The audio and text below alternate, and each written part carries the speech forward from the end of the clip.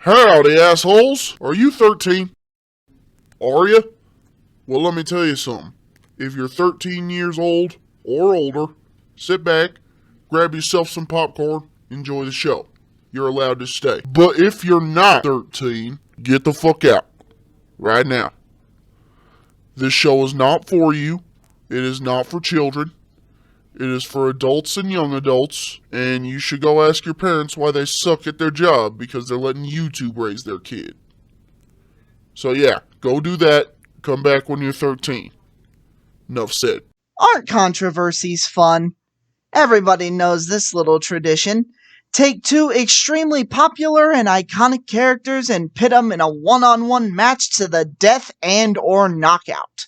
The film we're taking a look at today may not have started the idea, but it sure as hell made it more popular than it ever had been before. Oh, no, I'm not talking about that. That hasn't actually happened yet. Legendary Pictures, get on it. No, instead I'm talking about the film that sparked one of the biggest rivalries in cinema history. It started in 1962 and has lived up to this day. The 1962 kaiju film King Kong vs. Godzilla. IMDb? What the fuck is this?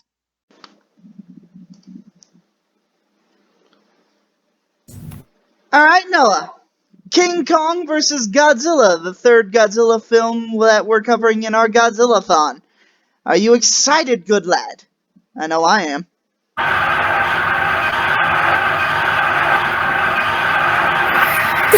Wait a second, is that what I think it is? Is that the clip where Godzilla doing his dance? Nah. It is. You got... God damn it. Okay. What you want me to do? You want me to do it right now? Bet I'll do the dance right now. No! No, don't do it!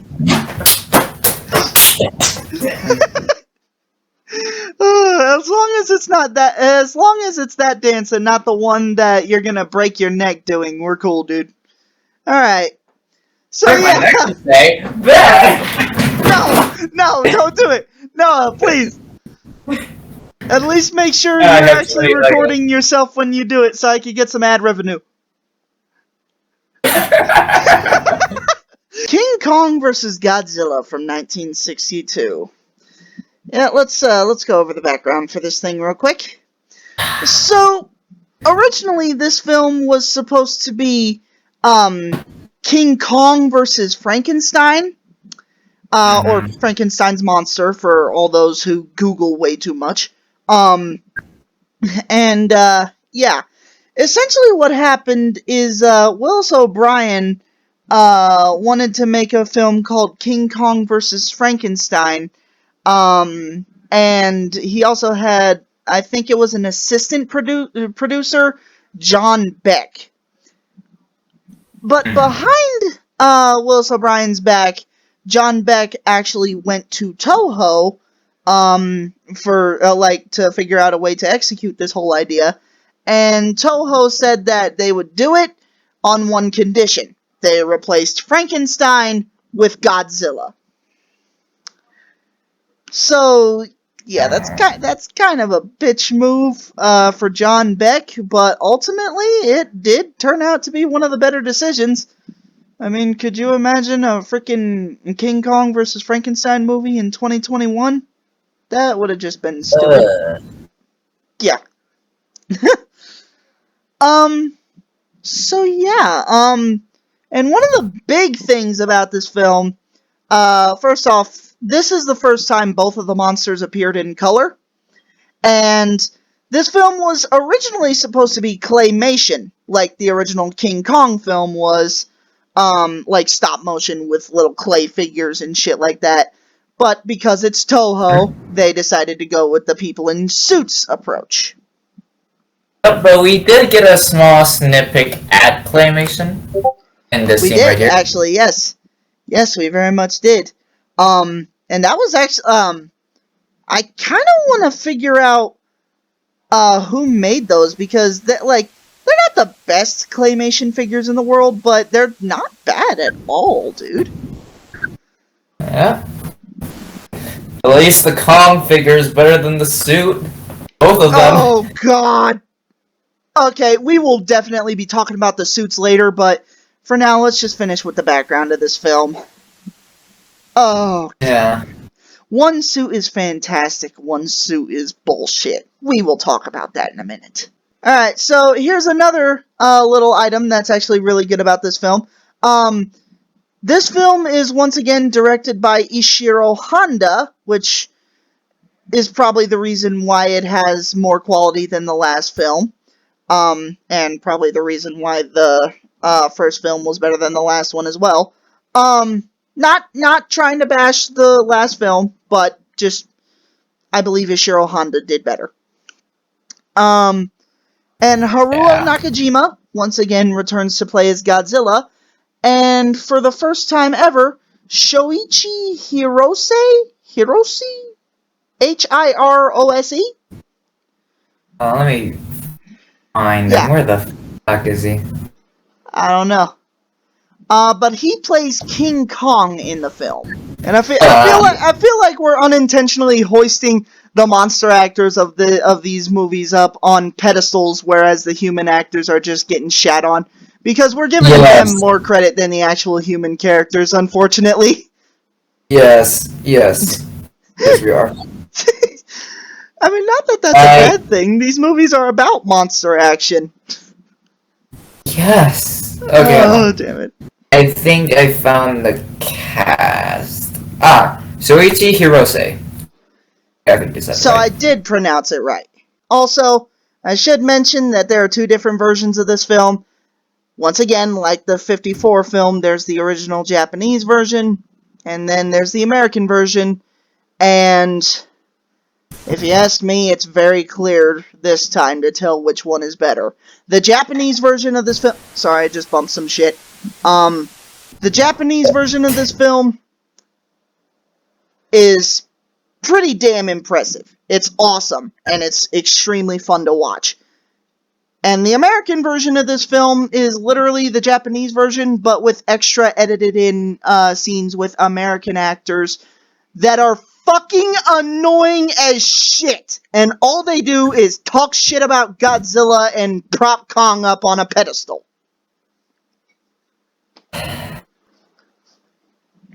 This is why the movie is free on YouTube. That's probably why it's free on YouTube, dude. Granted, the other Showa movies are as well, but... Yeah. Alright. And yeah, let's go ahead and have a change of pace for this film before we actually get into the movie. Ichiro Arishima plays Mr. Taco in the film. We will talk about him in a minute.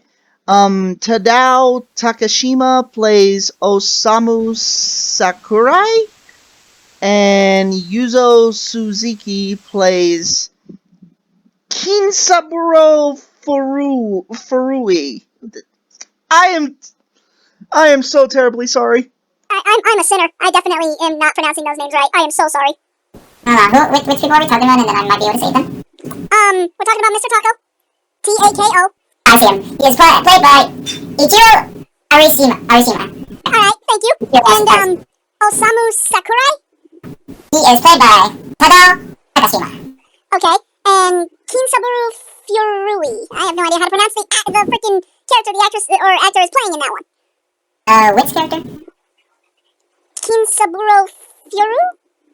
He is played by Yu Fujiki, and he is playing Kinsaburo Furui. Okay, thank God. Thank you, Noah. You're a freaking gentleman and a scholar. Thank you. Yeah. So now with the background out of the way of this film, let's go ahead and talk about the movie itself. So Noah, with that extremely embarrassing opening out of the way because I pronounced Japanese names poorly, let's go ahead and talk about the film now. You ready for that shit? Yes, I am. Are you young Midoriya?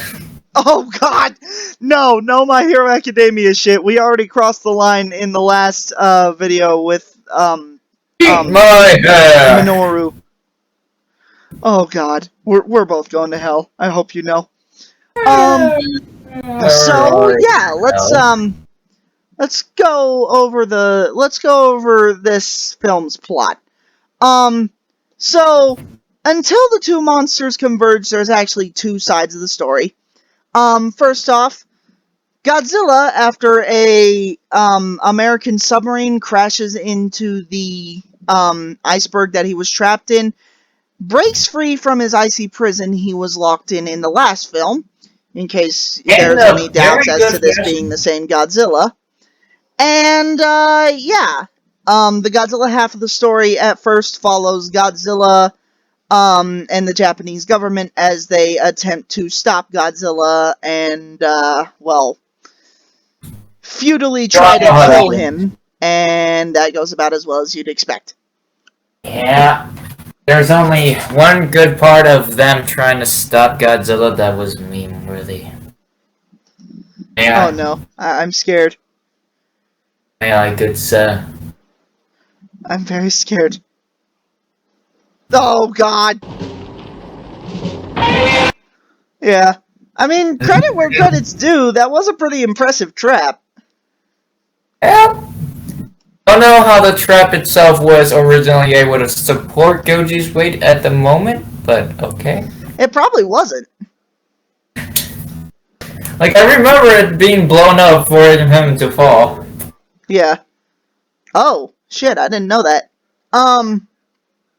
But yeah, anyways, that's the Godzilla side of the story for now. Now on to the Kong side of things. Yeah, the head, the owner of a pharmaceuticals company, apologies, because I don't exactly know what the company's name is, but, yeah, the owner of a pharmaceuticals company, at least in the Japanese version, is angry with the fact that TV shows and, other shit that they're sponsoring are not actually performing too well, so he sends two men. By the way, the head of this company, as we suggested earlier, is Mr. Taco. So he sends Osamu Sakurai and Kinsaburo, whatever the hell that last name is, to go to Furue. Okay. So yeah, he sends those two to Skull Island so they can capture Kong and bring him to Japan so he can somehow make them more money. I guess he's suicidal. I wonder where they got this idea from. Yeah, Bringing exactly Kong as well. And so yeah, interesting thing here, in the American version, it actually doesn't really go that way. In the American version of the film, Mr. Taco, apparently his company isn't, like, doing well, but it's also not doing bad. His company has relatively nothing to do with the film. Instead, Mr. Taco sees Godzilla's rampage on the news, and he wants to send, once again, his two men to Skull Island, so they can capture Kong and bring him to Japan so he can fight Godzilla. It sounds a bit more better, I guess. Yeah. And yeah, after that, essentially the film basically ends, or goes on the same way. The military now has to deal with two giant monsters instead of one, whereas Godzilla and Kong couldn't give a shit less about the little pesky humans trying to shoot them with their little fire pellets. Actually, correction, Kong did give a shit. Remember the train scene? And you know how Kong works. Oh yes, Kong gets an erection whenever there's a human female. But this time, it's your average Japanese woman, not your average blonde white woman. Yeah, that, like... it seems as though the people who watch these movies have never, or who make these movies have never watched the original film. We'll get to more of that in just a second, but in the meantime, let's talk about the humans for a little bit, Noah. First of all, like I said, the American scenes that were pasted over the Japanese film for the American edit of this film so goddamn annoying. I'm not even gonna bother listing the characters or the people who play them, because frankly, I hope they kill over and die, because they're that goddamn annoying.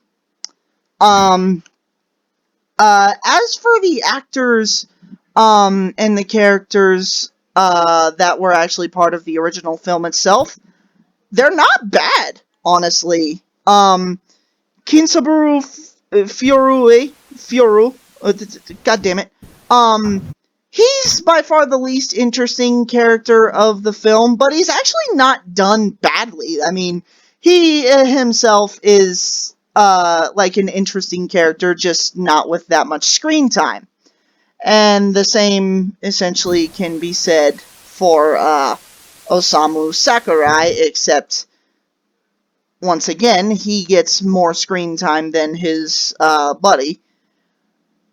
And here's the thing, bro. Easily the best character of this whole goddamn film. Mr. Taco. Mr. Goddamn Taco is a legend. I don't give a shit. And it's funny that I'm saying this because he's the one who spoke this line. No more! I'm sick of Godzilla! I'm sorry though, but when you say his name, all I hear is Mr. Paco. Paco? Paco. No, his name is Mr. Taco, but I can see where you get. He has an amazing name, bro. I love this character, and he's hilarious.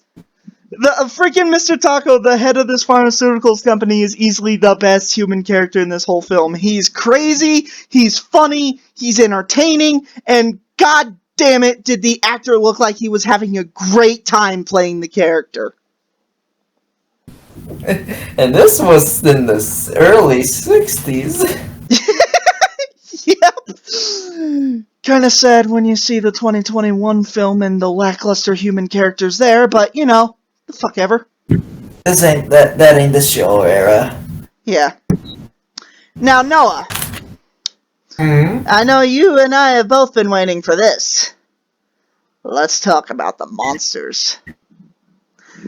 First of all, let's start off with the effects and the actual suits themselves. And the puppets, of course, and the claymation figures. Honestly, not bad. I mean, yeah, we'll get to the actual quality of the suits themselves in a second.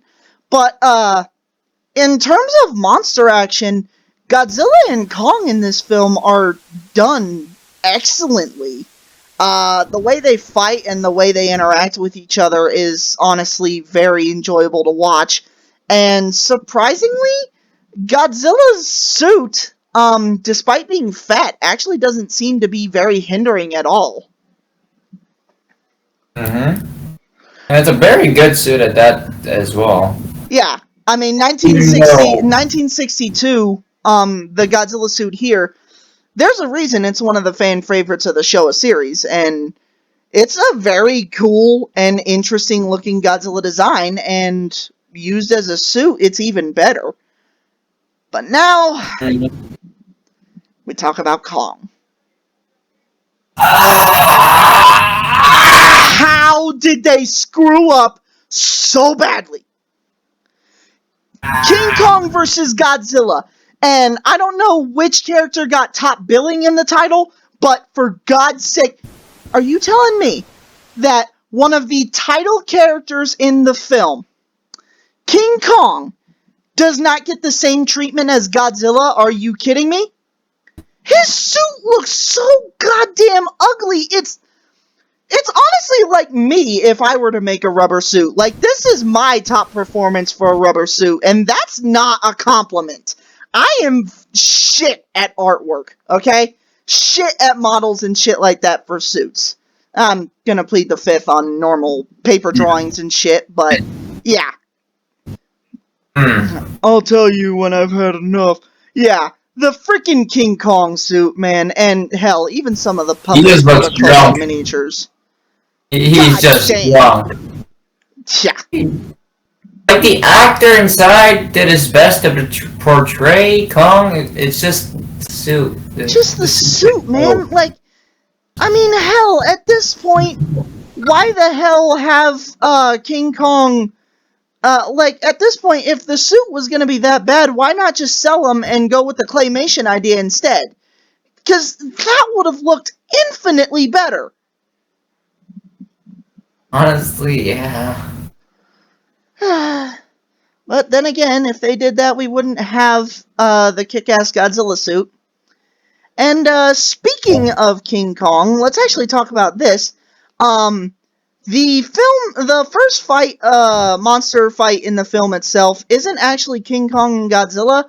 It's King Kong versus a giant octopus, which is actually somewhat of an entertaining short little battle.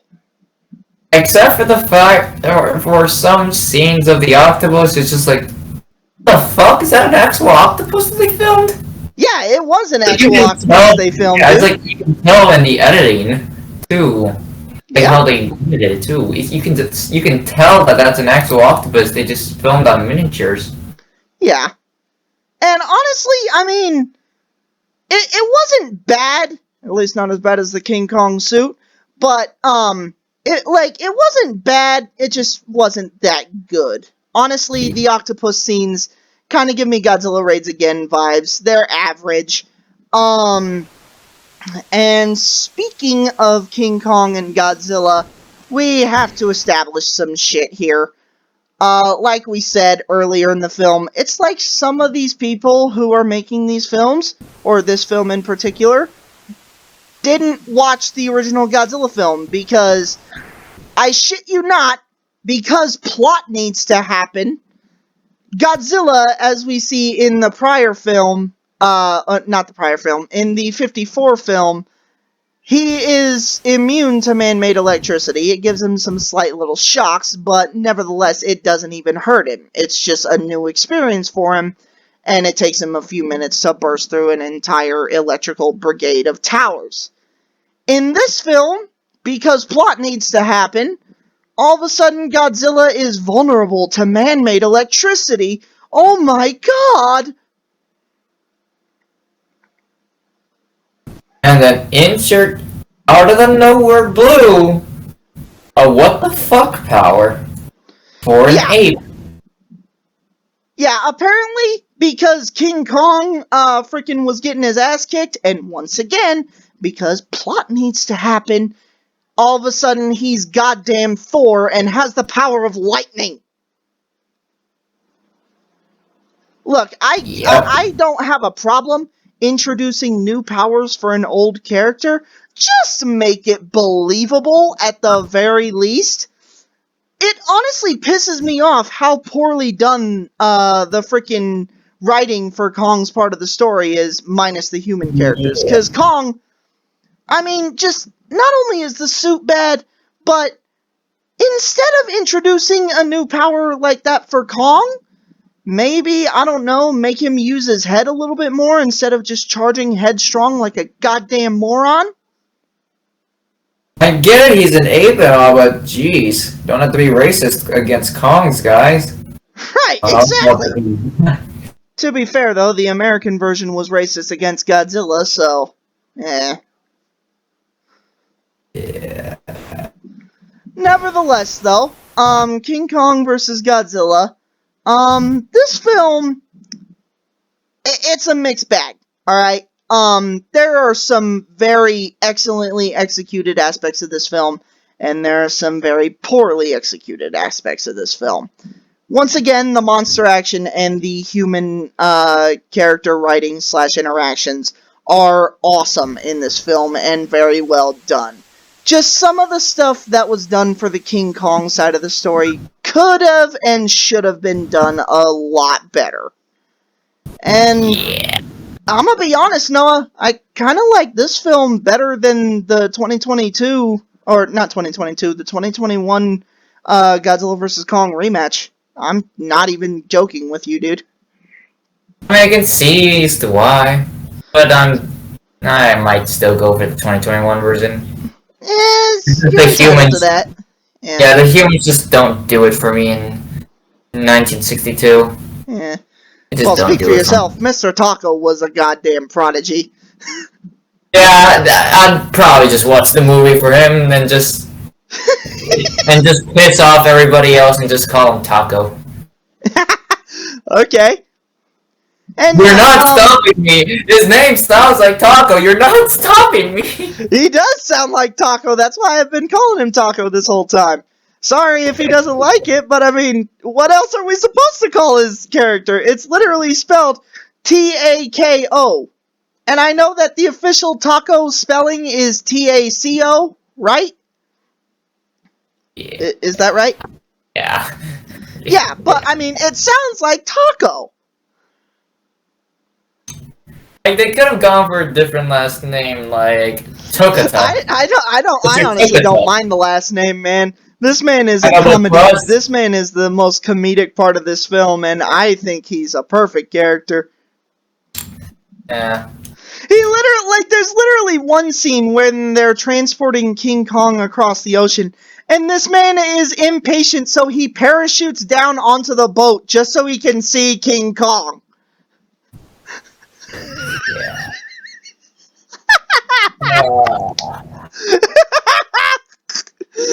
What, is he Japanese Batman or something? Oh, he's Japanese Taco Man.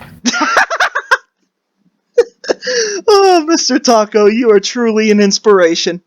But yeah, Noah, one last thing before we end this little segment here. Yeah,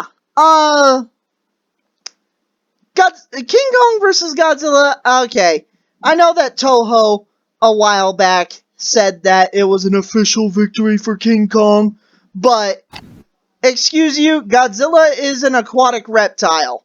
Until someone shows me conclusive evidence that this movie ended with King Kong victorious and Godzilla defeated, I will forever call this movie a draw. Yeah. Because I'm sorry, but I mean, freaking, are you serious? Are you serious? Just because King Kong gets up and swims away automatically means he wins? I mean, shit, by that logic, Godzilla won in Godzilla against Mechagodzilla from 2002, even though that's officially labeled as a draw.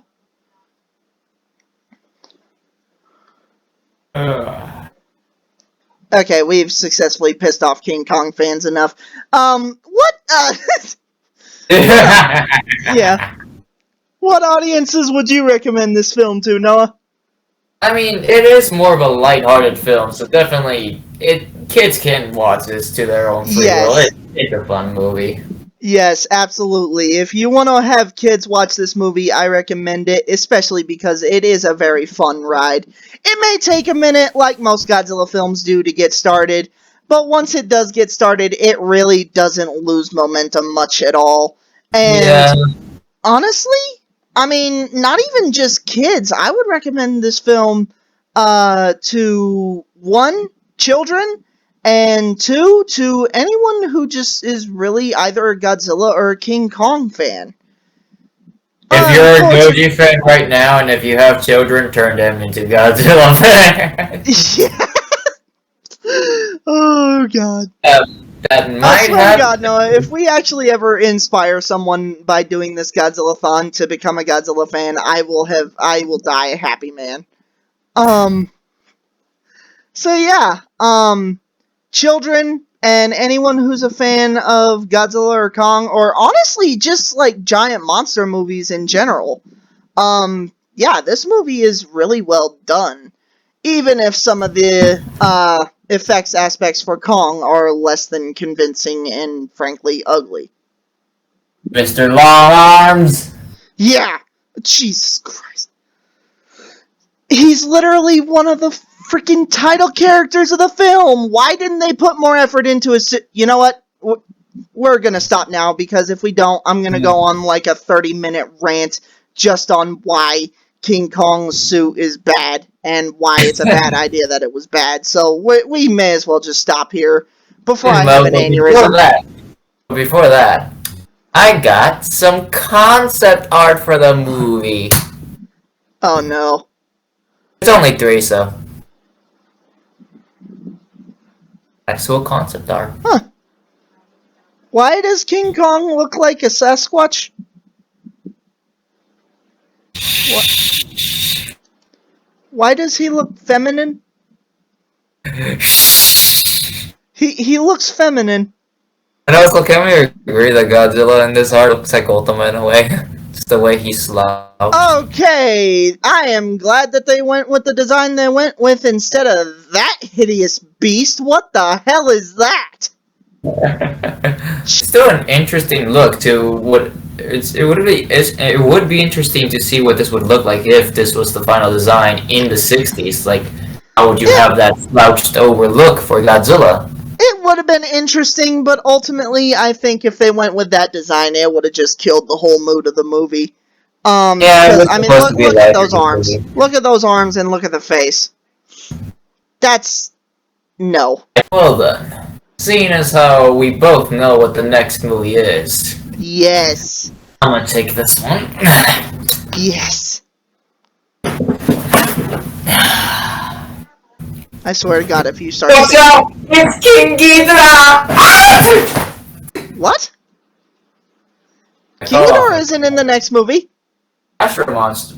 Oh yeah, Mothra. Sorry. Yeah, it's Mothra versus Godzilla, dude. From I'm sorry, I 1965. completely forgot about her. I completely forgot about her. Okay. Oh God. Yeah, no. I forgot about okay, Godzilla versus Mothra. hold on. Hold on. Yeah. You completely skipped over Mothra versus Godzilla. What the move first? Yeah, here we go. This'll work. Yeah. Oh my God. Oh, my life. But yeah, so yeah, ladies and gentlemen, join us tomorrow when we take a look at easily one of my favorite films in the whole Showa era, and what I believe to be one of the more important entries in the Godzilla series, Mothra vs. Godzilla from 1964. Oh God damn it, I love my life. I'm a disappointment. You're not a disappointment, dude. I completely forgot about Mothra. Yeah, there's a big difference between a giant butterfly and a giant three-headed golden dragon. I forgot about Mothra. I'm sorry. Okay, I have an excuse. There's a lot of dragons in my room, so. Yes. And I literally have a big four-headed white dragon. I'm sorry if I thought of Ghidorah when we were about to say the next movie. Oh my God. But yeah, guys, we'll see you tomorrow for Mothra vs. Godzilla. Don't miss it. It's gonna be awesome. Insert Mothra squeal. Yep. Well, actually, Okay. no, we're gonna insert roar from this film we covered today. Later, guys. Later.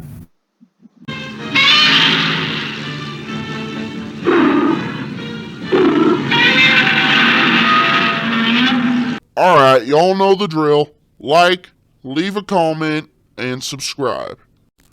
Y'all want more videos, right? More kick-ass shit?